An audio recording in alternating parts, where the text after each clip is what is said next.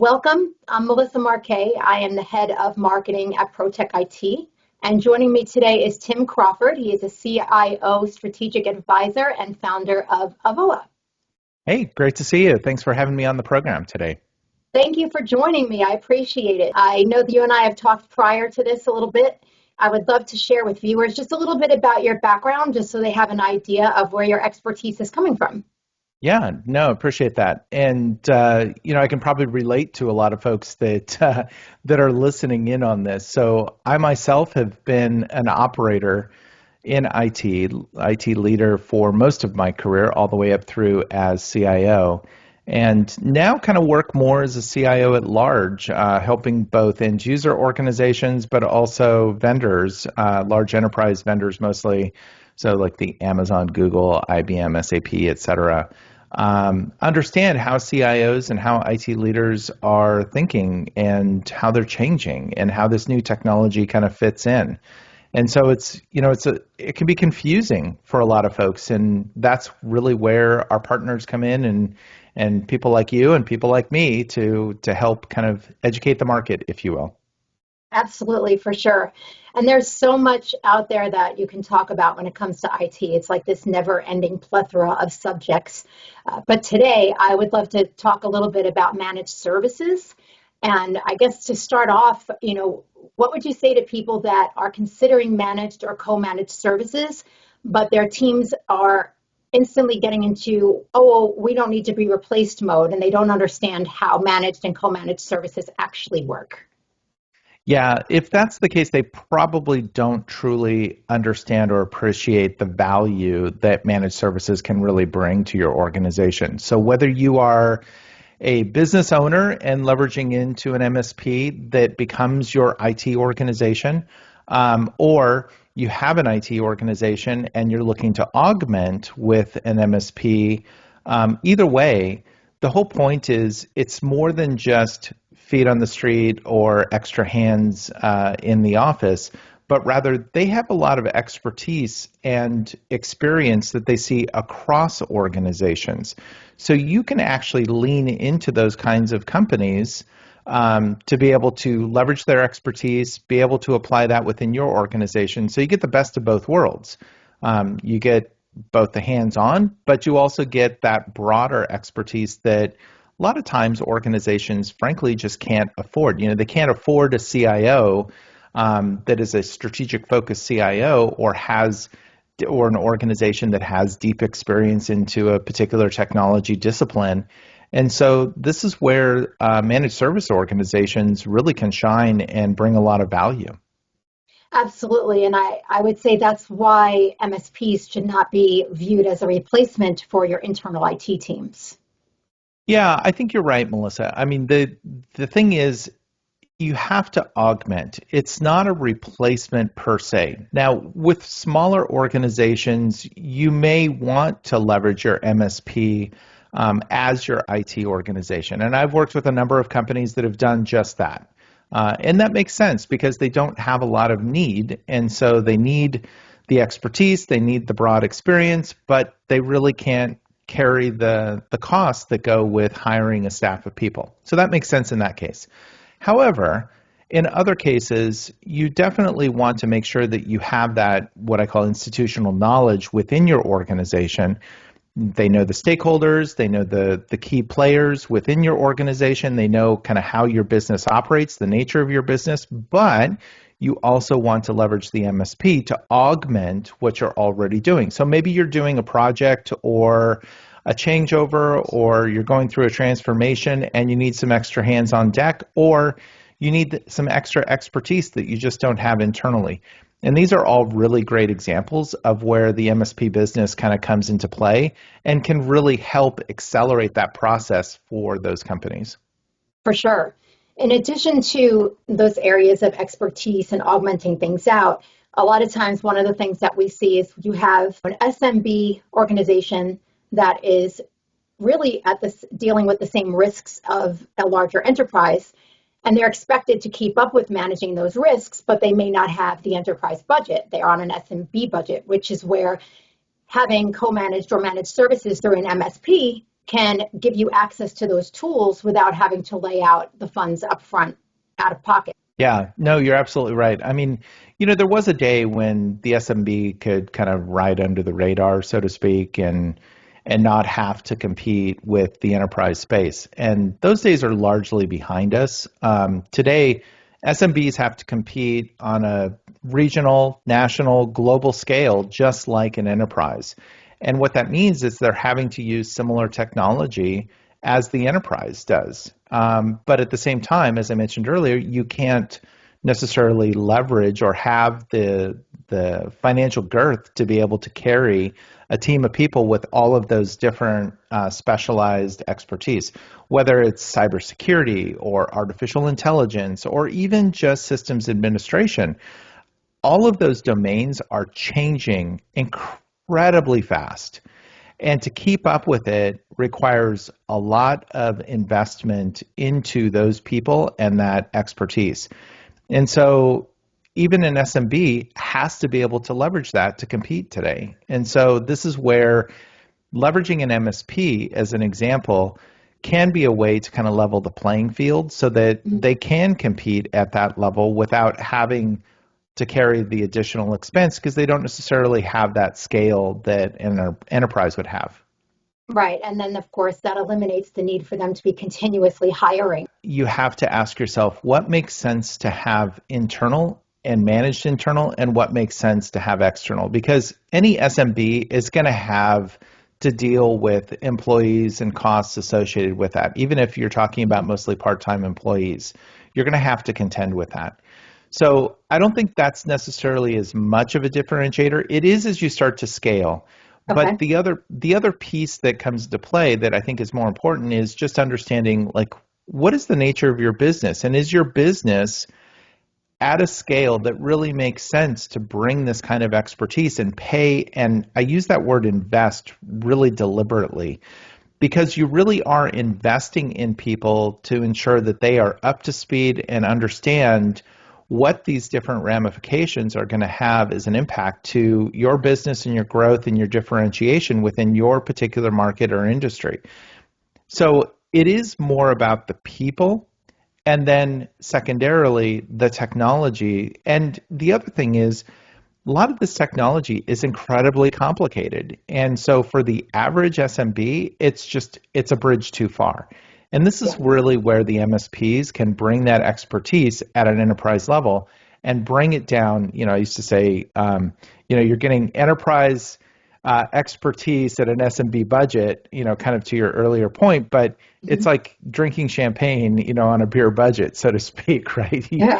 You get to benefit from the expertise of the MSP, but you're not having to carry, okay, I need a full-time person doing X and another one doing Y and another one doing Z and another one doing A, when realistically, I really just need 20% of each of those disciplines. But I'm not going to find a person that operates at that level that has all of those different disciplines. So it's a nice way to augment what you already have. And then, as I mentioned earlier, figuring out, okay, there are some roles that I need to have someone internally, kind of to how you started the conversation or where you started the conversation, which is MSP is not a replacement for IT. It's to augment IT, with some exceptions, right? When you get into smaller organizations, it may not even make sense to have, hands on the ground. What would you say are the tasks that internal teams should always own? Yeah, that's a great question. I mean, a lot of times internal teams need to have the kind of the first responder mentality. So something goes wrong, you need someone that's going to be able to respond to that very quickly, because time is money with a lot of these businesses. And when they're down, and especially considering how much we rely on technology today, if technology is down or unavailable or inaccessible, that means that company is not making money. Right. And so, when you're working at scale in an enterprise, and most of my career was spent in large enterprise, you have a little bit of flexibility because you can kind of augment and you've got more people that you can throw at the problem and more technology you can leverage. You have a lot of redundancy that you build into your processes. So if something goes sideways, unless it goes really sideways, you're not having as much of an immediate impact to your revenue. However, with the smaller organizations, they don't necessarily have the benefit of all of that. So Right. having someone on-prem that understands the stakeholders, understands the business, understands what's most critical, and then can be a conduit to an augmentation through an MSP, for example, where they become the extension of this expertise is a really powerful place to be. A second piece is when you start to get into applications, not just custom applications or bespoke applications, but even significant applications that the company relies on and is part of maybe their intellectual property or is key to them running the business. You want folks that understand that and again can step in when things do go sideways or someone needs a little bit of help. Because again, time is money. Where Yeah. where you probably need fewer people on-prem is when you get into really specialized areas that are needed very infrequently. So, for example, if you're talking about intrusion detection in the cybersecurity space, do you need someone that can go really deep and do pen testing, penetration testing, for those of you that might not be familiar, pen testing or any sort of deep cybersecurity expertise? Probably not on a regular Mhm. basis, but if you were to be breached or if you were to see an anomaly, now you want that expertise on the call. And so you want to be able to reach out to someone that does have that deep expertise that can just jump into it. So those are kind of some trade-offs of folks you might want internally versus where you might want to leverage an external entity. Another aspect to the MSP world is that a lot of SMBs, they don't have the bandwidth to keep up with all of this. And so they wind up, a lot of things fall through the cracks because they live in a reactive state and they're not really able to focus on strategic initiatives. This kind of opens that up so that they have more time back in their day to focus on strategy as opposed to constantly living in a state of putting out fires. That's right. That's right. And to that point, Melissa, I mean, you need to make sure that the principles of the business within the SMB, they're focused on what provides the greatest value to the company. And providing the greatest value to the company for them is not managing IT. It's just not. Technology is incredibly important to today's business. I don't want to discount that. But at the same time, it's not the best use of their time because they understand their business, their customers, and how that operates, as well as just the market dynamics in industry that they're playing in. So they need to just focus on that and then leverage resources for the other pieces. It's kind of there's a suggestion that when you're hiring a team of folks, you hire to your weaknesses.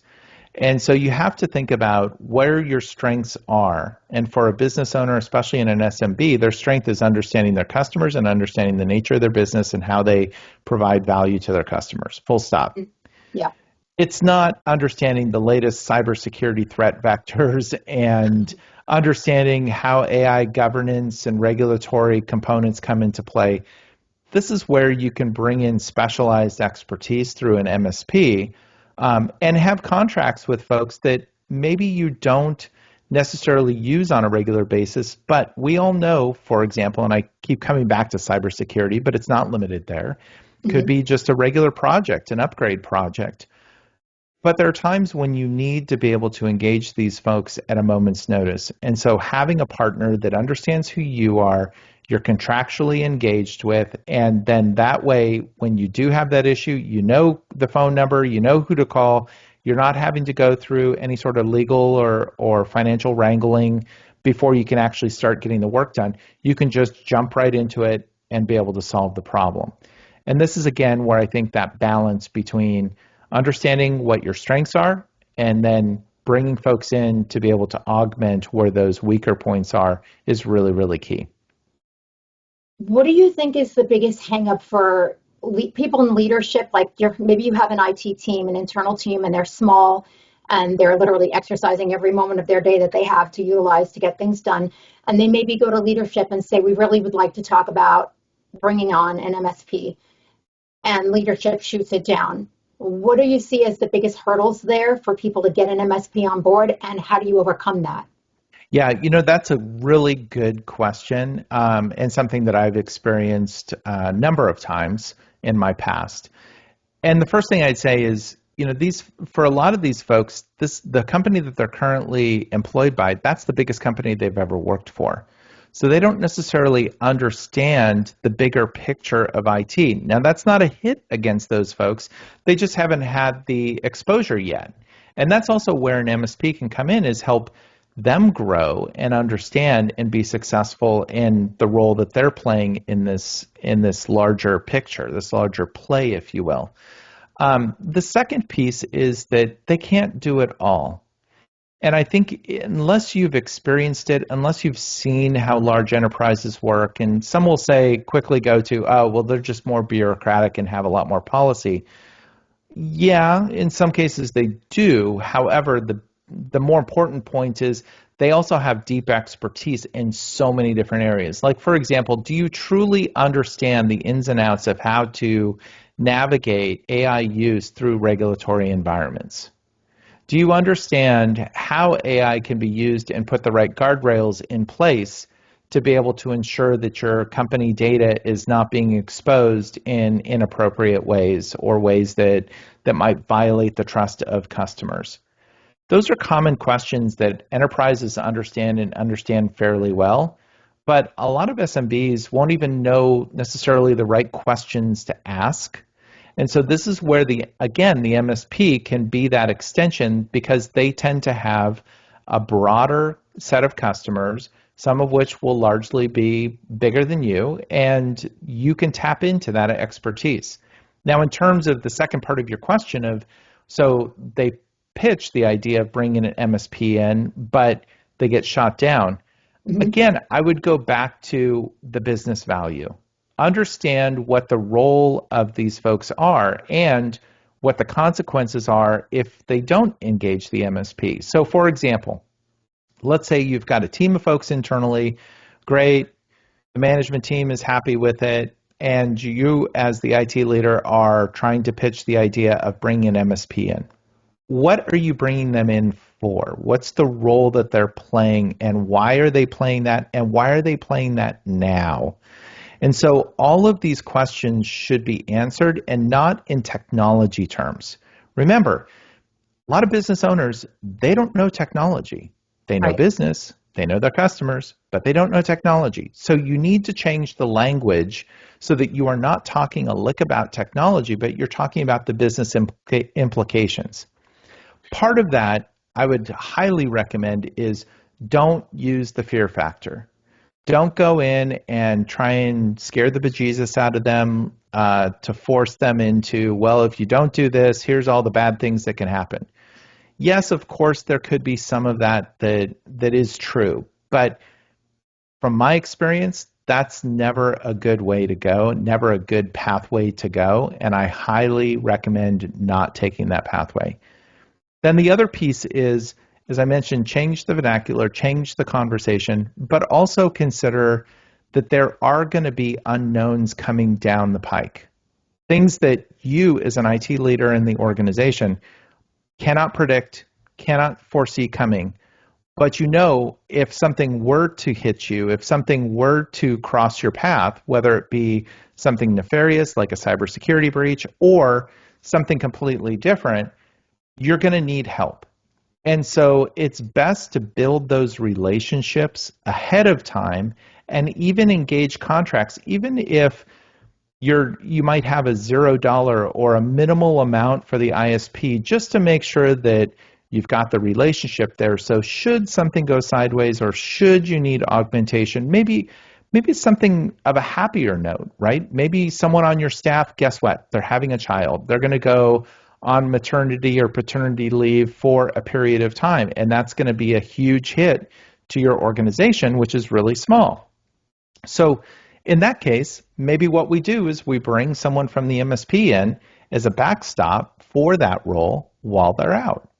There are a lot of different scenarios like that really kind of lean to the MSP becomes your backstop, and augmentation. And augmentation is probably not the right word for us to to be focused on. But the point is, the MSP becomes a leverage point for your business in so many different ways. And I would encourage folks to think about what's happening down the road, not just the here and now. That's a very, very good point because there is nothing worse than having something happen and now you're scrambling to try and figure out what to do and it's already in motion. Now you're already behind before you even get started. So having, like to your point, having those relationships in place goes a very long way. Yeah. I mean, it's not just it's not just the technology. It's also strategy. Like, what should we be doing? What do we not know? And that's the question you cannot answer. And for a lot of these folks that work in SMBs, they they don't know what they don't know. And again, that's not a criticism of them. That's not a deficiency that they have. But it's also an example of where an MSP can really help them out and help them grow and be better prepared for the changes that are coming at their business. Because again, as we were talking about earlier, the SMB has to play at the same level of the enterprise. Right. You can't just say, "Oh, we're a mom and pop shop and we're going to sit over here in the corner and have our tea and work through this." It's not that simple anymore. I mean, you are a threat as much as a enterprise is, and in some cases you could be more of a threat because guess what? Bad actors know that even though you don't have as many resources, they also know that you probably don't have the same protections in place because you can't afford it. And so this is where an MSP can really kind of lean in and help out, is to make sure that you are protecting yourself where you need to be protected and you are focusing your resources and maximizing the value you get from those resources. Because let's be honest, you don't have an unlimited budget. So where do you best place those resources to provide the best value for your company? And to your point, 1 hour of downtime for an SMB could be a lot worse than 1 hour of downtime for a tremendous corporation. And bad actors target them more often now than not because they do know that they aren't as protected. So people in SMB, they have this false sense of security. We're too small to target. That's not the case. Yeah. Yeah, I can give you some very specific examples. I mean, how many folks within SMBs truly understand how to appropriately configure a network today? And it's something that should be somewhat rudimentary. I mean, it's pretty simple. You put a firewall in place, you set up your VLANs, your routing tables, your firewall tables, right? However, it's not that simple anymore because now you need to truly understand not just packet inspection, but you need to understand different nefarious behaviors and threat vectors, and those are dynamically changing daily. So unless you really do have the scale, you're never going to be able to keep up with it. And that's why you need to be thinking about, so for example, in the networking space, there's networking for AI, but there's also AI for networking. So how do you start to leverage those two? And what are the questions you should be asking in each of those? And if you don't know the answers to those, or you don't know the right questions to ask within those, again, this is where the MSP can step in and help educate you and help you get positioned for being able to move forward. It's not that you're saying, okay, I'm going to lean on the MSP and they're never going to leave. They're going to be here forever. And I think this is one of the misconceptions, is this belief of, well, if I bring them in, then that's an ongoing cost that I'm never going to be able to get rid of. And that's not true. They can come in, they can do projects for you, they can help educate your team, they can get you well positioned, they can do audits of how you're configured just to make sure that things are correct and appropriate. And maybe you only do that once a quarter. Maybe you do it once a year. And so it's a lot of these complications today. So for example, if you look at, I know we're talking about cybersecurity, but if you look at cybersecurity threats and some of the latest data that's coming out today, it used to be that, okay, patches come out like in Windows systems, and a lot of systems, Windows alone, we used to call it Patch Tuesday. Mhm. And so patches come out Tuesday, and we take a couple of days and we test those patches against different applications, make sure nothing breaks. And then that would give us time to get to our maintenance window, which might be like a Friday night or Saturday or something like that, and we'd roll out those patches. And so that's been a long-standing kind of method that you'd manage change management and some of the testing and whatnot. Well, then we started to see this uptick of zero-day threats. So zero-day threat, if you're not familiar with it, basically means as soon as the threat becomes identified, it's already out in the wild, which means you are immediately at risk. As soon as it gets out there, you're immediately at risk. There's no delta, there's no time difference between when the risk is identified and several weeks pass or months pass for the vendor to be able to patch against that vulnerability, and then maybe it takes a couple of weeks to get that out into the masses, into the wild. You no longer have that. That's what a zero day is the vulnerability is out in the wild as soon as it becomes available. Now there's another problem here, and this is where the data is starting to point, is that we're now seeing negative day vulnerabilities, meaning vulnerabilities are being discovered and exploited before they're being detected. Mhm. So what this means is that you need better intelligence to truly understand how to not just discover, but how to remediate. So for example, if you do get breached, what are you going to do? Who are you going to call? What are the timelines in which you have to report? A lot of folks may not understand, but there are legal ramifications if you do not report certain types of breaches within certain timeframes. And so, especially for SMBs, guess what? The requirements are equally applicable to you as they are to an enterprise. And so, if you don't have the expertise or the team to be able to dive into that, again, this is where an MSP can help guide you. And that's just cybersecurity, but I Right. could go on about AI, I could go on about networking, about systems, about applications. All of these are really critical now to your company and to your business. That brings up another good point too, with a breach or something like that happening. Even if it happens in the middle of the night when your team is asleep, that creates a crisis in the morning. You don't realize it until people start logging in and they're like, I can't get into this or I can't get into that. And now you're 5 hours or 6 hours behind the curve. Whereas if you have someone watching 24/7, 365, you don't suffer from alert fatigue and you actually do know what's coming in when your people are off the clock, which most SMBs don't have that available to them because their people, they clock out at 5 o'clock and they come back in the morning. Yeah. It's actually more than that. So you do have that scenario where even if you had observability and monitoring in place, and someone got a call, we used to say get a page, but get a call. Sorry, dated myself there for a I'm that minute. age too, I get it. But Beepers. yeah, you get the call at 2 in the morning that something has failed, and it doesn't necessarily have to be a cybersecurity event. It could be a critical system that went down. So what do you do? Do you go in early and take care of it? Do you try and take care of it remotely? Do you have to kind of get dressed and go into the office? What do you do? This is where a monitoring group like your MSP, most MSPs have a network operations center or some operations center that runs 24/7, some monitoring group that runs 24/7 that can be your eyes and ears.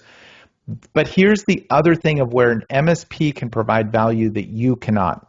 So you might see an outage, and from your viewpoint, you only see the outage for you. But what an MSP might see is that this is a more epidemic outage, and it's not something that you can handle yourself. Meaning, it's widespread, it's affecting a lot of different applications, a lot of different systems and connectivity, and therefore, there's nothing you can really do about it. But the point is, you might have been spinning your wheels trying to figure out how to solve it when someone else that has a much broader view already knows what the root cause is. That's a very good point. Yeah. So again, that comes with understanding your limitations that your team has in their areas of expertise. And one of the things that I hear constantly, and I'm sure that you have heard this from numerous IT people, people in leadership roles, to your point earlier, often don't understand technology. They understand their business, they understand their customer, they don't understand their network, they don't understand network security or any of these IT related things. So when something goes down, they point to the one or two IT people that they have and they say, well, that's what we have you for. Hmm. And they Yeah, expect them to know everything, which is yeah, just not realistic. no, and especially today. It might have been more realistic. I still don't think it would have been realistic in the past, but it might have been more applicable or realistic in the Mhm. past when you had more control over your environment, but you were also more isolated. In today's world, where a lot of these applications sit on a system somewhere else, not in your data center, not in your closet, but rather out in the cloud somewhere in a different data center, traveling across other network lines that you have no control over. Um, it's harder to control these things, and it's harder to get visibility into what's happening within these things. And so the MSP will have greater visibility into that and probably have the tools that you won't be able to afford to be able to dive deeper into monitoring these systems, because there are really good, sophisticated tools that Yeah. exist to be able to monitor these systems. And large enterprises have them, but they are bloody expensive. Yeah. And you just, as an SMB, you you can't afford it, and you probably don't even have the expertise to be able to manage it. And even if you did, it's not the top thing that you have to contend with. And so again, even within the IT organization, you have to ask yourself, is this really where I want my people spending the bulk of their time? Is this the best use of their time, or are there other things that will create greater value for my organization than simply watching a screen and being completely familiar with how these tools work, assuming they can get their hands on the tools? And Right. so, yeah, there is that broader context that is incredibly important to consider too. Yeah, with the amount of tools that are out there, it is impossible for one person to be an expert in everything. Any company that expects that from someone in IT, they really don't understand how it works.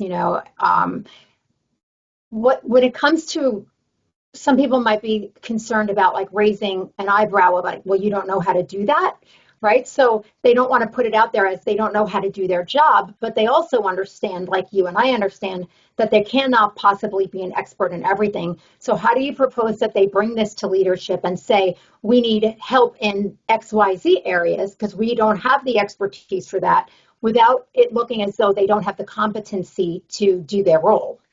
Yeah, that is a great question, and this is something that exists largely in SMB and mid market, but to a smaller degree in large enterprise.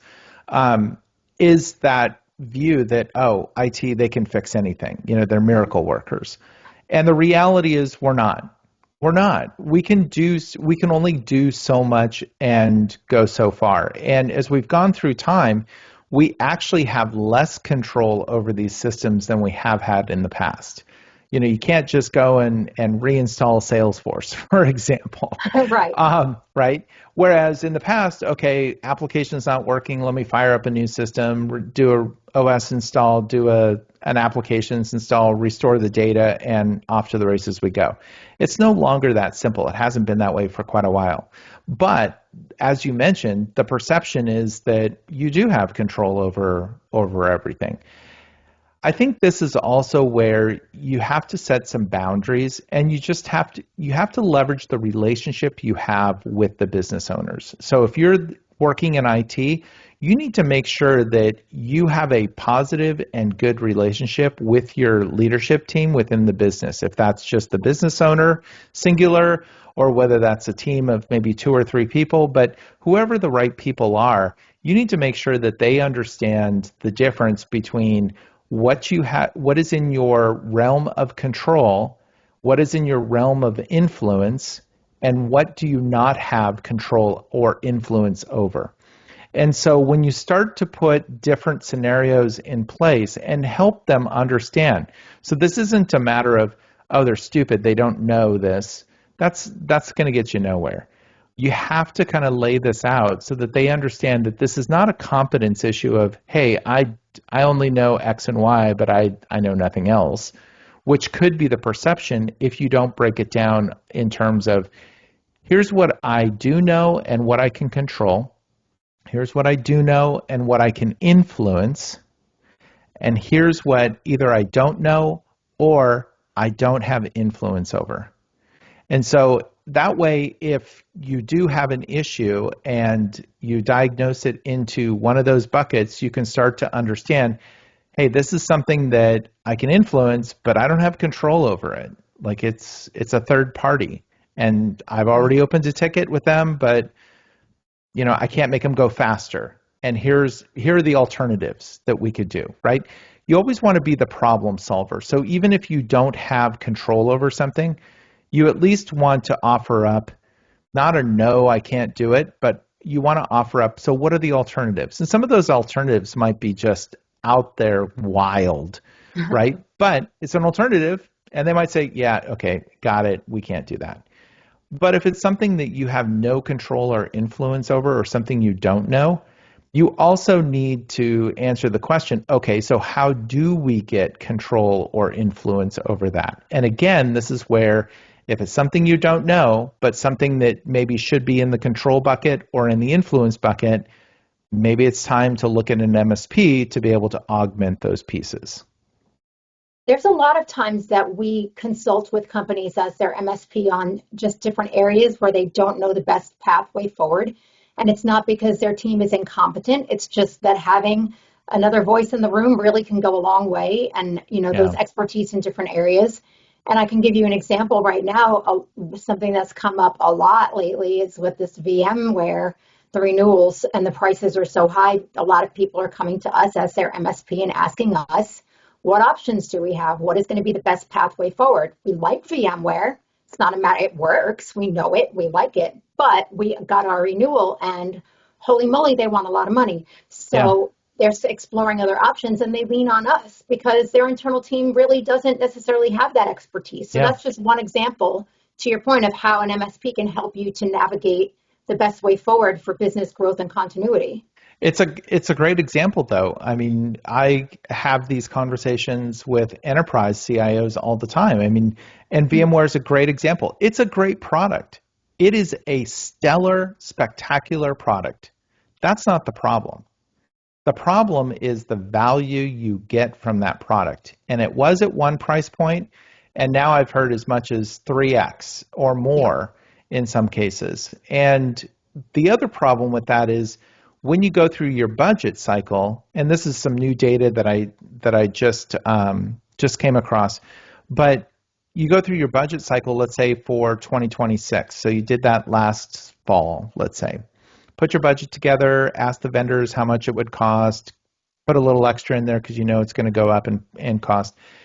And then you go out and get a quote because you're ready to engage that product.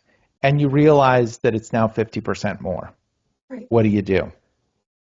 And you start to look at the alternatives. Now, your team is a VMware expert. They're not experts in Azure. They're not experts in AWS or Google Cloud or any of the other alternatives, Nutanix or KVM. I mean, they're just not. They know VMware inside and out. So what do you do? Oh, and by the way, your license is about to expire. So the clock is ticking, right? Tick tock. So what do? You can't train your team overnight to be able to understand and then switch everything over. And what are the costs and risks associated with doing that? And this is where I think an MSP becomes kind of your trusted confidant to come in and say, look, let's lay out all of the different options, the do nothing, continue, pay the extra amount of money and go forward, versus here are the other alternatives that we could do and the costs associated with doing that. And so you do need that help. I often say with IT and especially with CIOs, it takes a village. IT is not an individual sport. It's a team sport. And that team is more than just your team within the organization. But you do have to be able to expect the unexpected. And the other thing that I would incredibly just underscore, and I've seen this a lot in SMB specifically, is there's this mindset of command and control. And the mindset is that, hey, I want to do everything myself within my team. I want to control it all. I don't want a third party involved. And I will tell you from experience, and I can give you a plethora of examples of this, you will fail in doing that. And at some point, the business owner is going to go, I've lost control of IT because I don't have the flexibility and I don't believe that I'm getting the best value out of my team. And I have seen where they've just flat out replaced the team overnight and Hmm. brought an MSP in. So I would encourage folks, don't try and get control happy with this. Yeah. Um, you need to make it a team effort. Make it a collaborative team effort. Be transparent. I know that might be uncomfortable for some folks, but this is where relationships matter. And think about who you bring into that inner circle. Right. Yeah, that's very wise that you said that. And I would love, you said you could give me some examples of that. I would love to hear one. Yeah, so in one particular example, I had a conversation with the CEO of a company. It's actually a smaller business, but um, it's a smaller business, but I guarantee you, you've heard of the company, and they have locations throughout the United States. So it is a smaller company. So I don't want people to think, oh, you're talking about an enterprise. No, this is a small Small. business. IT was a total of 3 people to run this business. The senior most person in IT, who happened to have the title of director of IT, was of that command and control mindset.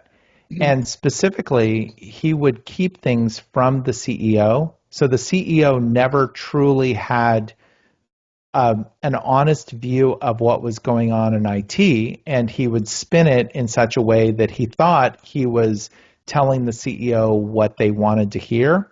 Mhm. That went on for a period of time, but the CEO kept being really concerned about some of these risks. Like, how do we know what we don't know? How, Mhm. how are we so certain in a world that is so vulnerable and dynamic? How can we be so certain in IT? It just does not make sense to me. Yeah. And this director of IT kept saying, I got it, I got it, I got it. And eventually it got to the point where the CEO was just so uncomfortable with the way that this director of IT was controlling things. Oh, and then the person had their hooks into the other 2 IT folks Mhm. to do the same thing, that the CEO brought in an MSP to do a kind of a stealth evaluation, yeah, Mhm. under the auspices of something else that seemed benign. So IT was going to play into it anyway. Mhm. And then ultimately just let the 3 people go and let the MSP take over. Wow. That's unfortunate for the other two people in IT who didn't It have was. the control They over were that situation. they were collateral damage. But the That's thing is terrible. that I know the organization and how this played out. And it's a great example where the director of IT was actually a good person, Mhm. but they were of that mindset, that command and control mindset, and they just thought, as much as I can control, then I'm in charge and I can control my destiny. And that only works until it doesn't work. And then when Right. it doesn't work, you find out the hard way. And it was really unfortunate the way it played out, Yeah. because ultimately the MSP, being their IT organization, was not the right answer. It goes back to, the right answer would have been, fine, you've got the 3 people, but then you're going to augment with an MSP. Right. So That they would have just been the right answer. completely annihilated the internal IT team and Yep, relied solely on the MSP and then didn't have anybody internal to handle the day to day. that's right. And so the risk there is, of course, that institutional knowledge went out the door, but the way that the CEO was thinking is, the risk of not knowing what I don't know is far greater than any institutional knowledge that they walked out with. Hmm. And Interesting. then the first thing the MSP did when they went in was they did a top to bottom sweep to make sure there weren't any backdoors, make sure that there weren't any, little bombs sitting there waiting to go off. And Yeah. there were a couple, but, pretty benign in this particular example. But Hmm. at the same time, they just went through and just did a full sweep and then eventually they started rehiring a couple of folks and got to that point where, okay, they had the right combination of people and MSP in the mix. So I know we have a few minutes left here. I would like to ask you a question with two parts.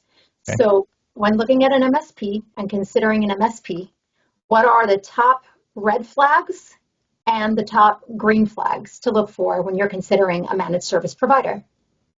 Yeah, that sounds like a dating app. I wouldn't know. I'm married, but Does my um, MSP like long walks on the beach? yeah, exactly, exactly. Um, it's a great question, and I do think that this is something that you should not just think about as a point in time when you're evaluating an MSP, but you should do a regular audit of all of your vendors on a regular basis.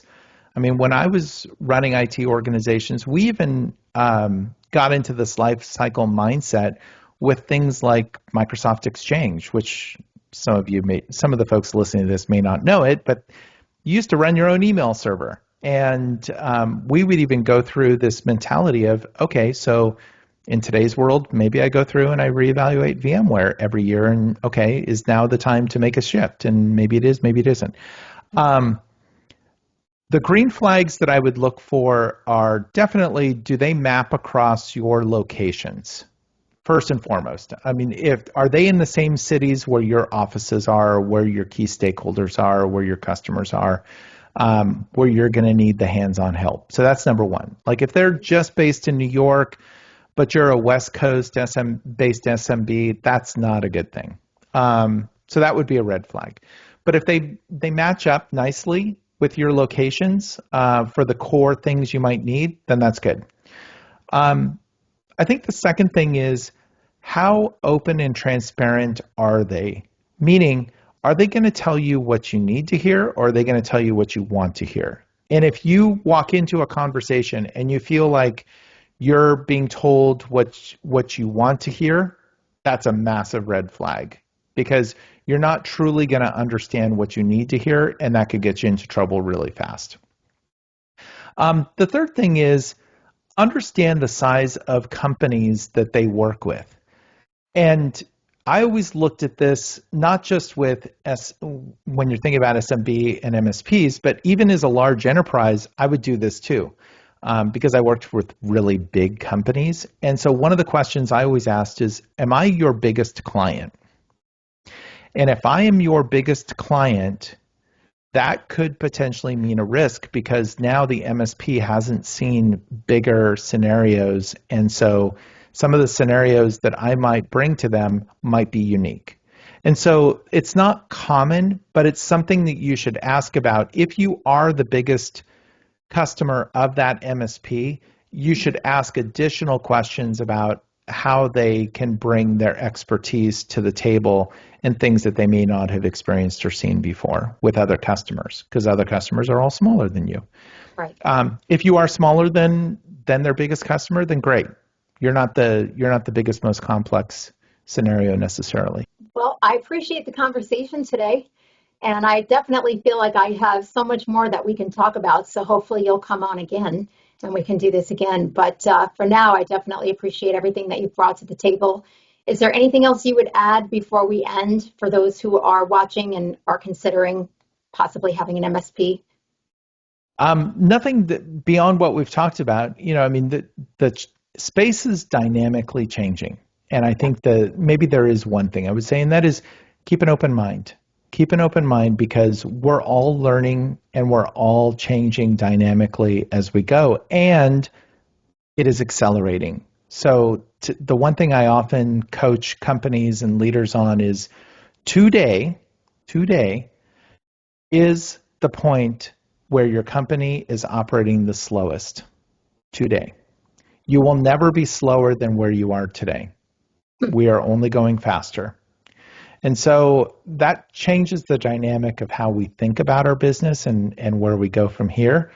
But yeah, keep an open mind, be transparent, relationships matter. Yeah, 100%. Well, thank you so much. It's been a pleasure chatting with you. I Thank appreciate you you. coming on, and I hope that you enjoy the rest of your day.